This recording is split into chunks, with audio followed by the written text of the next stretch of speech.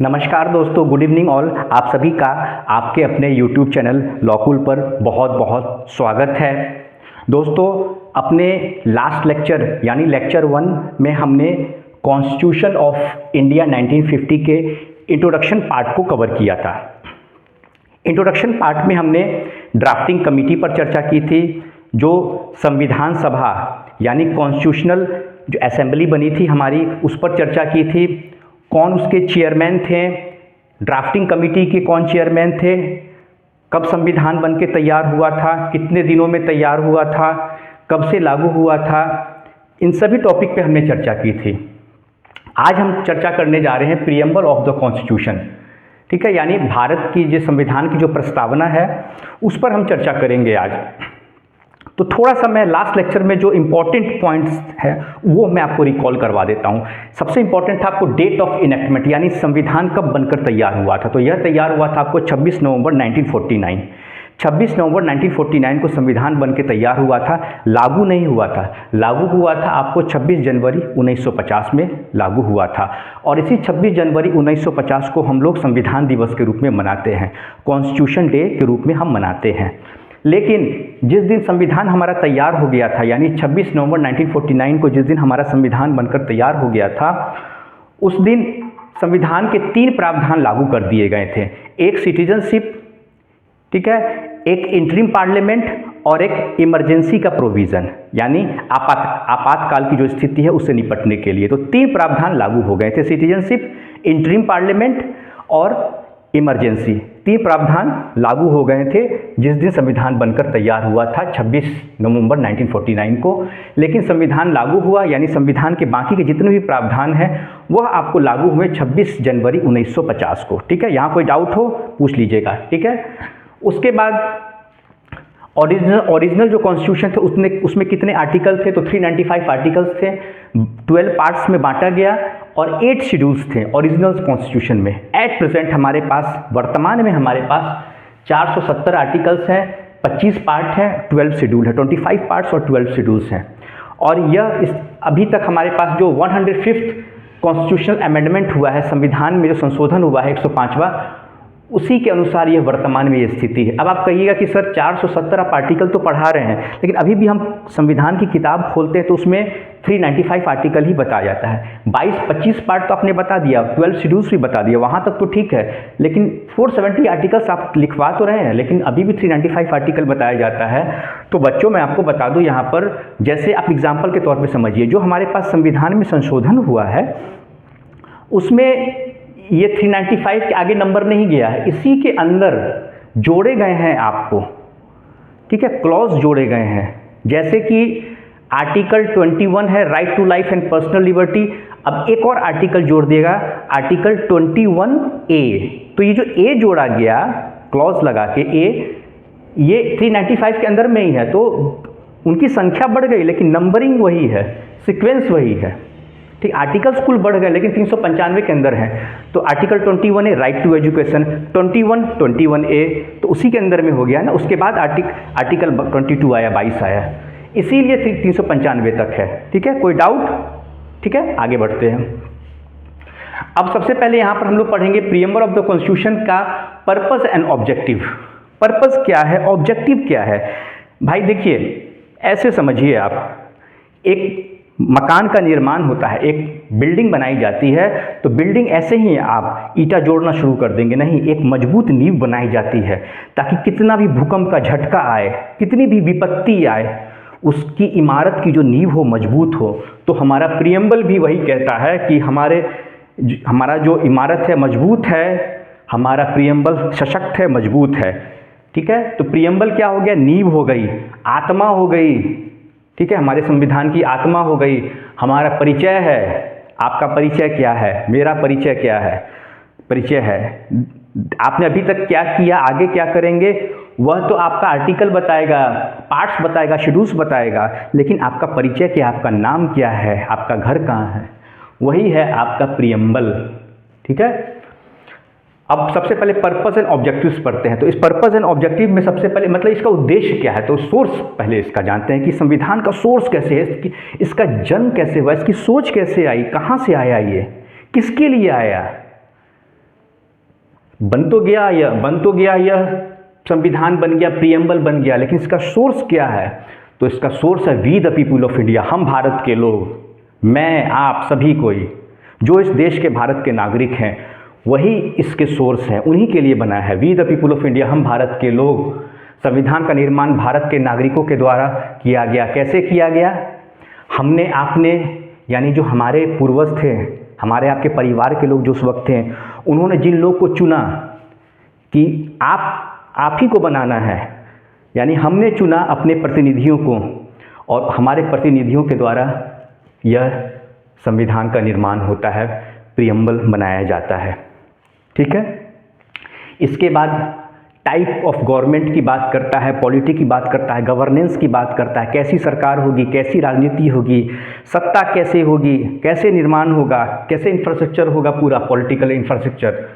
तो यहाँ पर बात करते, सबसे पहले सॉवरेन होगा, यह हमारा जो गवर्नेंस होगा सॉवरेन होगा। ठीक है, यानी हमारी सरकार जो होगी वह किसी भी अपने इंटरनल या एक्सटर्नल मामले को लेके, यानी विदेशी नीति, चाहे हमारे देश का अंदर का मसला हो, इंटरनल मैटर हो, चाहे हमारा अंतर्राष्ट्रीय मसला हो, हम किसी भी दूसरे देश पर निर्भर नहीं होंगे, किसी भी विदेशी ताकत का प्रभाव हम पर नहीं पड़ेगा। हम एक स्वतंत्र देश हैं, देश आज़ाद हुआ था, हमारी विदेश नीति खुद की अपनी होगी, हमें किसी से पूछने समझने की ज़रूरत नहीं है, हम किसी भी संस्था पर निर्भर नहीं हैं। और यह जो हमारी संप्रभुता है, सॉवरेन है, यह किसके पास है? हमारे पास है, हम नागरिकों के पास है। और हम ही में से तो कोई कल को देश की राजनीति में जाएगा, हिस्सा बनेगा, और हम ही लोग चुनेंगे उनको। इसीलिए किसके पास है सॉवरेनिटी, देश की संप्रभुता किसके पास है? तो इस देश के नागरिक के पास है। ठीक है। इसके बाद डेमोक्रेटिक की बात करते हैं। तो डेमोक्रेटिक यानी लोकतांत्रिक। डेमोक्रेटिक का प्रियम्बल में अर्थ है कि पावर ऑफ गवर्नमेंट, यानी जो पावर ऑफ गवर्नमेंट किसके पास है? देश के लोगों के पास है। बिल्कुल। अब कहिएगा कैसे है? अरे भाई, हमारे बीच से ही तो लोग जाते हैं चुनकर, और उन्हें चुनता कौन है? हम ही आप तो चुनते हैं। तो रियल पावर किसके पास है? आपके पास है, मेरे पास है। हर 5 साल पर चुनाव होता है, चुनाव होता है, अपने विधायक सांसद को चुनते हैं, उन्हीं में से प्रधानमंत्री बनते हैं, मंत्रिमंडल का गठन होता है। ठीक है। तो डेमोक्रेटिक हो गया। यहाँ कोई राजा नहीं है, राजा का बेटा राजा बनेगा, यह नहीं है। चुनाव होता है हर 5 साल पर, तो यह डेमोक्रेटिक हो गया। सॉवरेन पढ़ लिए, डेमोक्रेटिक पढ़ लिया। अब सेकुलर है। इस सेकुलर, एक चीज़ मैं आपको बता दूं, सेकुलर हमारे मूल संविधान यानी ओरिजिनल कॉन्स्टिट्यूशन में सेकुलर वर्ड यूज़ नहीं हुआ था प्रियम्बल में। ठीक है। लेकिन एक 42वां संशोधन होता है, किसमें होता है? प्रियम्बल में होता है। ठीक है। और उसके साथ जोड़ा गया यह शब्द सेकुलर, यानी कि यह जो हमारा स्टेट है इसका कोई अपना धर्म अपना नहीं है, किसी एक धर्म को फेवर नहीं करता है, सभी धर्मों का यहाँ पर सम्मान है। हमारा देश एक गुलदस्ते की तरह है, सभी प्रकार के फूल एक गुलदस्ते में हैं, यही इस देश की खूबसूरती है। इसीलिए सेकुलर शब्द का इस्तेमाल किया गया, जोड़ा गया प्रियम्बल में 42वें संशोधन 1976 में। ठीक है। यानी इसका मतलब है कि संविधान सभी धर्मों को समान रूप से मान्यता देता है, सभी धर्म का सम्मान है हमारे देश भारत में। अब यहाँ पर आपको सुप्रीम कोर्ट का एक इम्पॉर्टेंट जजमेंट है इसी सेकुलर को लेकर, धर्मनिरपेक्ष। तो SR Bommai versus union of India 1994 में बहुत इंपॉर्टेंट केस है, इसको नोट डाउन कर लीजिएगा। SR Bommai versus union of India में सेकुलरिज्म की बात कही गई। कहा गया बेसिक स्ट्रक्चर थ्योरी की बात कही गई। एसआर बोमई के केस में कहा गया कि जो सेकुलरिज्म है, धर्मनिरपेक्ष है, वह हमारे संविधान का, हमारे प्रियम्बल का बेसिक स्ट्रक्चर है, हमारे संविधान का एक बहुत ही बुनियादी ढांचा है, बेसिक ढांचा है। ठीक है। इस केस में बेसिक स्ट्रक्चर की बात कही गई SR Bommai versus union of India के मामले में। दूसरा केस है Aruna Roy versus union of India 2003। इसमें कहा गया कि सुप्रीम कोर्ट ने कहा कि जो सेकुलरिज्म है वह एक पॉजिटिव प्रावधान है, यानी सकारात्मक प्रोविज़न है, प्रावधान है, सकारात्मक है, पॉजिटिव है। कैसे पॉजिटिव है? इसीलिए पॉजिटिव है क्योंकि यह किसी एक धर्म की बात नहीं करता है, यह सभी धर्मों की बात करता है। ठीक है।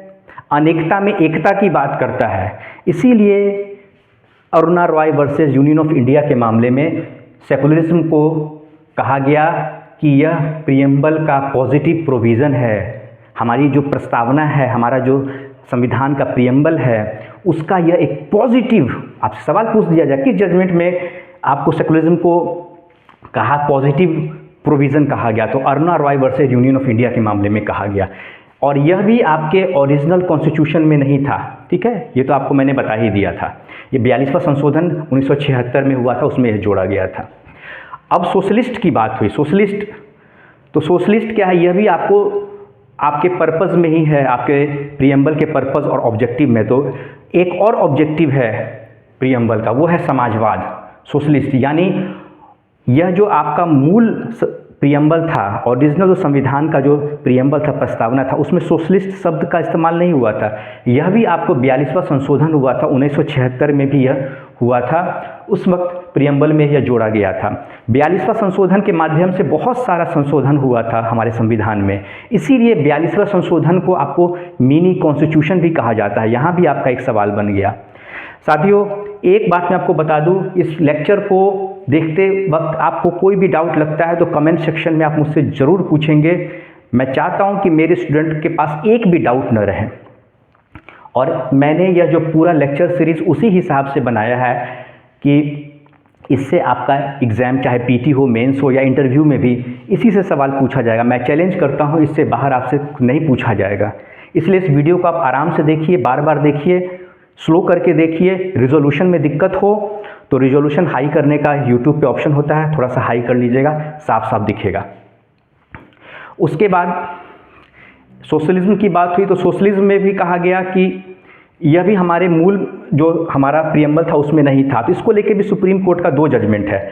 एक जजमेंट है समाजवाद एक्सेलवियर वर्सेस यूनियन ऑफ इंडिया। इस केस में सुप्रीम कोर्ट ने कहा कि समाजवाद और सोशलिस्ट शब्द है, यह संविधान में है, लेकिन हम प्राइवेट ओनरशिप को भी हम अनदेखा नहीं कर सकते हैं।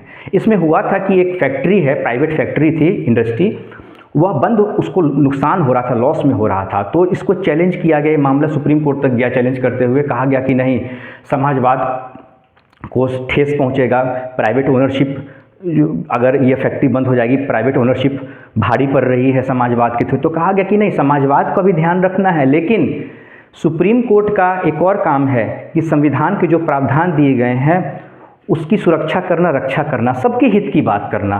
तो यहाँ पे कहा गया कि हम प्राइवेट ओनरशिप को भी इग्नोर नहीं कर सकते, वो भी हमारे देश का हिस्सा है, हमारी इकोनॉमी का हिस्सा है, उसको भी हम इग्नोर नहीं कर सकते हैं। समाजवाद के साथ हमको प्राइवेट ओनरशिप का भी ध्यान रखना है, यह भी हमारे देश का ही हिस्सा है, इसीलिए प्राइवेट ओनरशिप के हितों का भी ध्यान रखना जरूरी है।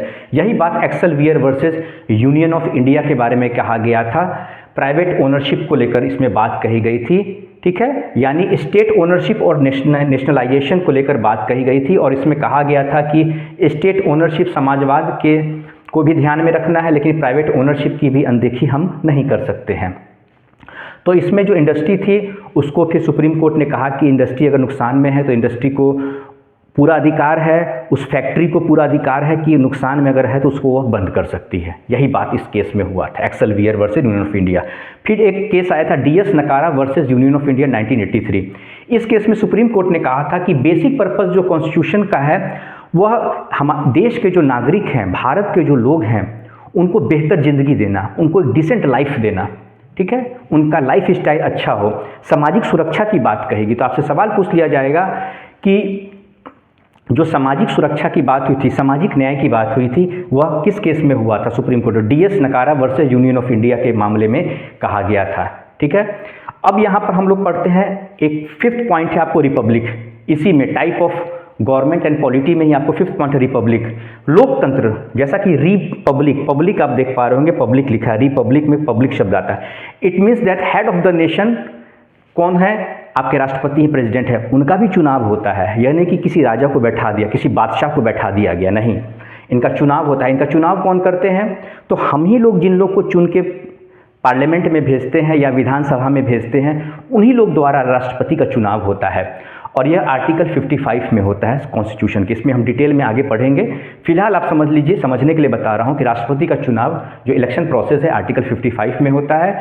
इसमें दोनों सदन यानी लोकसभा और राज्यसभा के चुने हुए मेंबर्स होते हैं और साथ में जो विधानसभा होती है उसके चुने हुए मेंबर होते हैं और यूनियन टेरिटरी ऑफ दिल्ली और पौंडीचेरी के मेंबर होते हैं। ठीक है, इसको आराम से देखिएगा, इसलिए मैं बीच बीच में हट जाता हूं ताकि आप नोट डाउन भी कर ले। वीडियो खत्म होने के बाद थोड़ी देर मैं छोड़ दूंगा ताकि आपको कुछ नोट करना हो तो आप नोट कर सकते हैं। उसके बाद राइट्स ऑफ द पीपल की बात हुई, यानी राइट्स लोगों के अधिकार की बात हुई, यानी मौलिक अधिकार की बात हुई।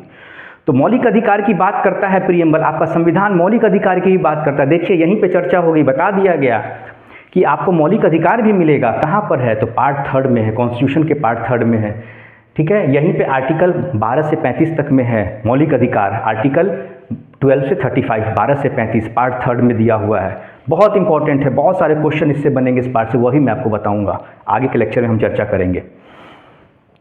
अब यहाँ पर प्रियम्बल में 4 इंपॉर्टेंट जो वर्ड्स हैं उनका भी यहाँ पे चर्चा हुआ था, उसको भी मैं आपको बता दूं। यहाँ पे justice, liberty, equality and fraternity. तो जस्टिस किस चीज़ का? तो सोशल, इकोनॉमिक एंड पॉलिटिकल, यानी समाजवाद, उसके बाद आर्थिक रूप से, सामाजिक रूप से, आर्थिक रूप से और राजनीतिक रूप से न्याय होना चाहिए।